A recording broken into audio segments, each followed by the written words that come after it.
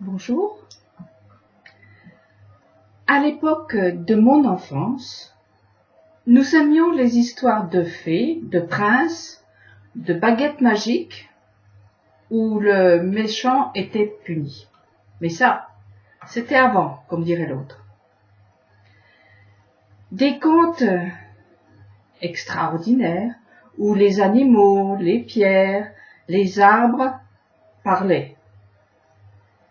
Les lutins bénéfiques ou maléfiques peuplaient tous les recoins, de jour comme de nuit.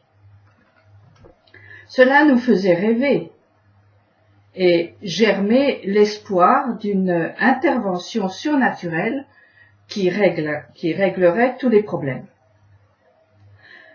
La morale qui se dégageait a façonné notre imagination. Cette morale, nous la retrouvions en miroir dans les livres religieux. L'homme est ainsi fait. Il vit du pain de la terre et de celui dit du ciel. L'extraordinaire, le miraculeux lui sont nécessaires. Cela le construit et lui permet d'être créatif. Raconter des histoires à votre animal préféré, cela ne lui fera ni chaud ni froid, parce qu'il n'a pas cette partie divine en lui qui le fait vibrer lorsqu'on approche du monde surnaturel. Avec le temps, les belles histoires se sont brisées contre la réalité et nous savons qu'elles font partie du passé. Toutefois, l'idée qu'elle véhiculait ne nous a pas quittés. Et cette partie de nous-mêmes tend toujours les bras vers le ciel. Le tout est de savoir quel ciel. Sous une forme ou une autre, notre nature cherche à nous décoller de la réalité, surtout lorsque celle-ci est trop lourde. Mais où sont les baguettes magiques, les boules de cristal, les gris-gris qui protègent, la clé, les chars, les princes, les fées qui peuvent intervenir? Je me rends compte que les religions offrent souvent ces béquilles enfantines. Nous cherchons spontanément le magique et pouvons facilement confondre les histoires et les promesses de la Torah avec ces légendes. Il était une fois, il y a longtemps, et la réalité vécue avec des personnages en chair et en os sont devenus des fantômes, tantôt bénéfiques, tantôt maléfiques. Notre naturel est de rechercher dans la religion l'extraordinaire de notre enfance, et ainsi les déceptions se succèdent. Car ce sont des histoires pour les enfants, des béquilles qui ne permettent pas de grandir. Alors on essaye des trucs de plus en plus dangereux, bien que beaux et bons à manger. Des trucs qui font décoller et renvoient la réalité au loin pour toucher le surnaturel dont nous avons besoin. Mes amis, une seule alternative, je dirais propre.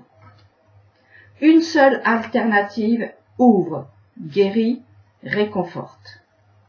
C'est un mot illisible, imprononçable, de 4 consonnes, 4 lettres qui contiennent toutes les puissances nécessaires pour traverser ce monde chaotique. C'est le nom qui libère. Il a été révélé à Moïse. Il est comme les 4 côtés de l'arche de Noé, la corbeille flottante de Moïse, le coffre qui a gardé les paroles du Sinaï, ou encore, elles sont un peu de pain du ciel. 4 lettres comme un sésame qu'il faut connaître, dans le sens aimer, avec crainte et reconnaissance. Il n'y a pas d'autre nom qui sauve. Il ne peut être remplacé par aucun autre. Le seul chemin pour le comprendre, un peu, c'est celui des salles d'études de maîtres d'Israël qui ont eu la charge de le garder au péril de leur vie et de le révéler au monde. Entre les branches d'un buisson en flammes, Moïse a entendu ce nom avec lequel il devait affronter le pharaon de l'époque.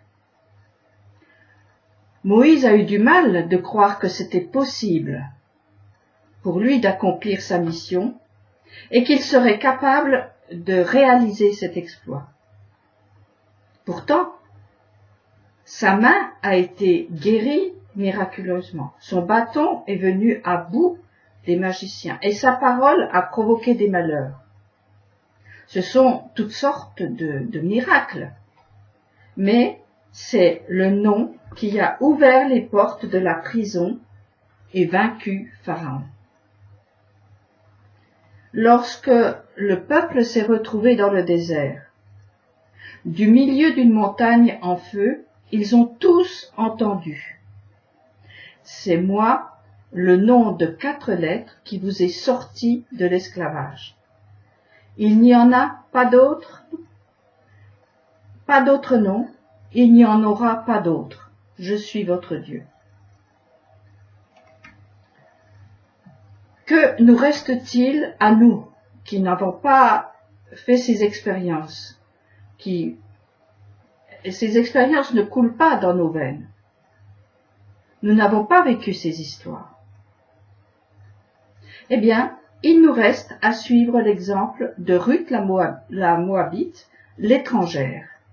Elle a dit, « Ton Dieu sera mon Dieu, où tu iras, j'irai. » Et comme elle,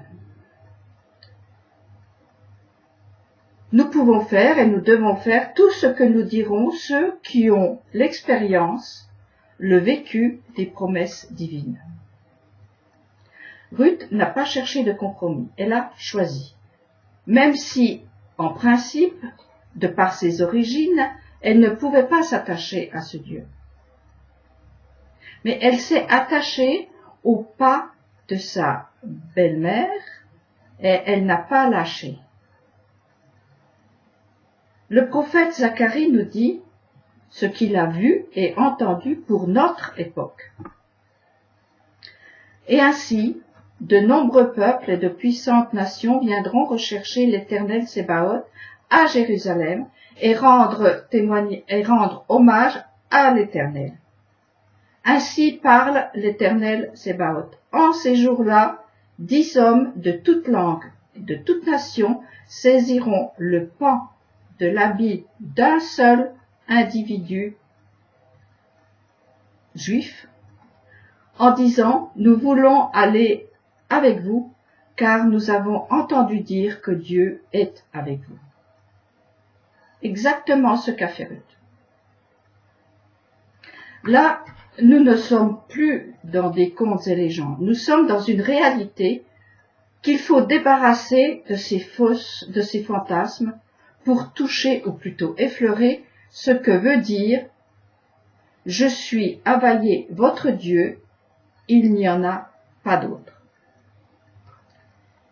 Il ne s'agit pas de tradition, de trucs magiques, de clés à trouver ou pas. Il s'agit d'un plongeon dans un monde que nous ne connaissons pas et dont nous avons tout à apprendre, avec patience et persévérance. Rien d'extraordinaire ne se produit pour Ruth. De naissance royale, elle a dû se baisser pour ramasser les épis laissés dans les champs par les ouvriers, pour les pauvres. Elle n'a pas lâché. Le dos courbé, elle a glané jusqu'au jour où, mariée à un vieillard, elle sera mère, puis grand-mère d'un roi. Voilà ce que veut dire pour nous ton Dieu sera mon Dieu.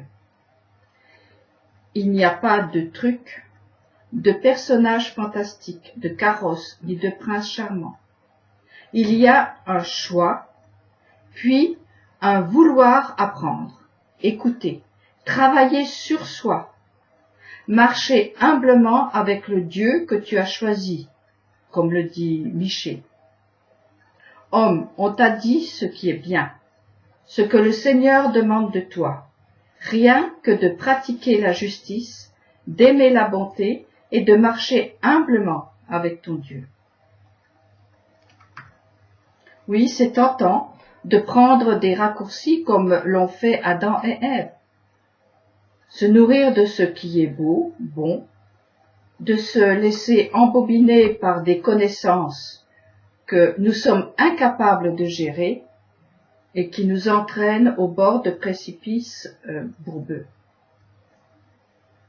Oui, le merveilleux, le sensationnel, le scintillant, le mystérieux est tentant, alors que la lumière créatrice est au creux de la matière la plus basse. La terre avec ses pierres tellement dures. Cette terre, c'est aussi vous et moi. La lumière y est cachée au plus profond de soi, derrière des portes qu'il faut ouvrir, dans des montagnes d'inutilité et de mensonges qu'il faut charrier sans pitié. C'est tentant de vivre dans les nuages et de rester dans les rêves d'enfants. Et c'est tout aussi tentant de s'enfoncer dans la terre, c'est-à-dire de se griser de matière pour ne penser à rien. Suroccupé à faire, il n'y a plus d'espace ni de temps pour réfléchir. Assommé par toutes les préoccupations matérielles, il n'y a plus de temps de silence, de mise au point. Et je ne parle pas que du rythme métro-boulot-dodo, je pense aussi aux rituels, qu'ils soient religieux ou pas, qui ressemblent plus à ce que l'on appelle des tocs, qui se chargent de notre emploi du temps, comme par exemple se laver les mains des centaines de fois par jour en les frottant un certain nombre de fois, toujours dans le même sens établi, sinon il faut tout recommencer. De tic en toc, tic-toc, tic-toc, tic-toc, le temps passe, vide de sens, car rempli de gestes obligatoires, au risque de s'effondrer. Ce sont des béquilles fabriquées par soi-même, des béquilles de famille, ou, c'est le cas le plus courant, des béquilles proposées par les religions, coupées de la racine vivante qu'est le nom, à 4 lettres, qui ne peut que se voir et dont on ne peut pas parler. Ces étés mis en place tiennent l'édifice dans un équilibre artificiel. Je vous laisse avec les sages paroles de Michée.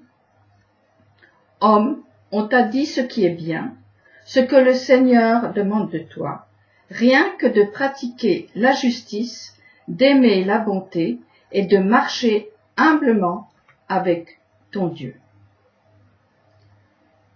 À la semaine prochaine, si vous le voulez bien.